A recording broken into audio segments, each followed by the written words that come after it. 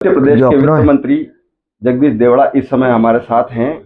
Central government ने अपना budget पेश कर दिया है, अब मध्य प्रदेश की बारी है। क्या खाका है तैयार?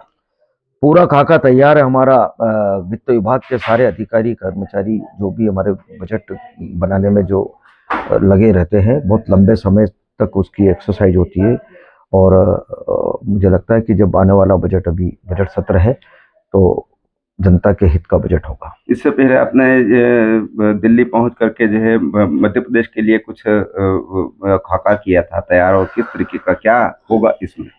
भारत सरकार में भी जब बजट पेश होता है तो उसके पहले प्री बजट की बैठक भारत सरकार की ओर से रखते हैं। और भारत सरकार की वित्त मंत्री बहुत ही अनुभवी, और मुझे लगता है कि उनका वित्त विभाग में बहुत अनुभव है और लंबे समय का उनका इस विभाग का अनुभव रहा है। तो उनने हमेशा से पूरे देश के सारे वित्त मंत्रियों को, और जहाँ जहाँ पर वित्त विभाग कहीं मुख्यमंत्रियों के पास होता है तो वो मुख्यमंत्री आते हैं और वित्त मंत्रियों की बैठक बुला करके सारे प्रदेशों की जानकारी लेते हैं कि भाई आपके प्रदेश में क्या चाहिए। और प्रदेश वाले भी ये सुझाव देते हैं कि भारत सरकार का आने वाला बजट कैसा हो उसके बारे में वहाँ पर चर्चा होती है। तो मैंने भी पूंजीगत कार्यों के लिए हमने राशि का अनुरोध किया था। सिंहस्थ के लिए भी हमने 20,000 करोड़ की मांग की थी, क्योंकि आने वाला 2028 में सिंहस्थ आ रहा है, तो निश्चित रूप से उसका हमने मांग की थी। बच्चों की छात्रवृत्ति के बारे में भी जो राशि केंद्र सरकार से हमको मिलना थी उसके बारे में भी हमने अनुरोध किया था। लेकिन कांग्रेस का आरोप हमेशा से ये रहता है कि आप कर्ज लेकर के प्रदेश को साधने की कोशिश कर रहे हैं, तो क्या लगता है आपको कि वाकई कर्ज के सहारे ही प्रदेश का विकास? आप जनता के बीच में जाकर के, चूंकि आप मीडिया से हैं, तो मीडिया वाले तो निश्चित रूप से नीचे जमीन स्तर पर जाकर के देखते हैं। पूरे मध्य प्रदेश में आप जाकर के देखें कि सड़कों की क्या स्थिति है, डेवलपमेंट कैसे हैं, सिंचाई के क्षेत्र में क्या प्रबंध किए हैं, चिकित्सा के क्षेत्र में क्या किए, शिक्षा के क्षेत्र में क्या किए।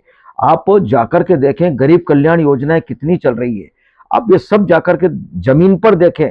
कांग्रेस ने सरकारों में रहते हुए, आजादी के बाद जब जब भी कांग्रेस की सरकार रही, डेवलपमेंट की स्थिति कैसी रही ये जनता से छिपी हुई नहीं है। कांग्रेस विचलित हो रही है ये सारा देख करके कि भारतीय जनता पार्टी निरंतर विकास कर रही है, सभी क्षेत्रों में आमूलचूल परिवर्तन किया इस मध्य प्रदेश में। आप सिंचाई का रकबा देखें कहां पहुंच गया, कहां था 2003 में, कहां पहुंच गया। सड़कें 2003 में क्या हालत थी सड़कों की, आज सड़कों की स्थिति क्या है। शिक्षा के क्षेत्र में क्या है, मेडिकल कॉलेज पहले 5 हुआ करते थे, आज 25-30 मेडिकल कॉलेज हैं। सारी स्थिति सुधरी है। कांग्रेस केवल, मुझे कहना नहीं चाहिए लेकिन बौखला रही है, ये विचलित होकर के, चिढ़ करके कि भाजपा जितने बढ़िया काम कर रही है, बजाय उनको सराहना करने के वो इस प्रकार के अनर्गल आरोप लगा रही है। और बार बार कहती है कि कर्ज लिया। भाई कर्ज लिया, कर्ज लेकर के हमने डेवलपमेंट किए, कर्ज लेकर के सड़कें बनाई, कर्ज लेकर के कॉलेज की बिल्डिंगें बनाई, मेडिकल कॉलेज खोले, सिंचाई का प्रबंध किया, ये किया।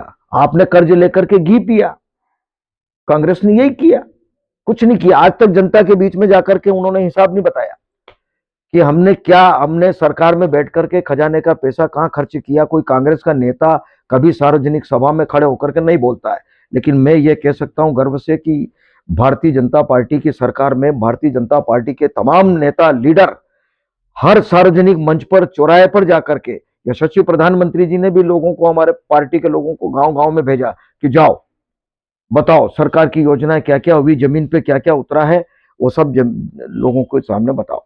ये फर्क है। इसलिए उनका अपना काम है, हो सकता है उनका राजधर्म है, वो तो उनको विरोध ही करना है तो विरोध करे, लेकिन भारतीय जनता पार्टी के प्रति लोगों में अपार उत्साह है, जनता खुश है और निरंतर काम हो रहे हैं।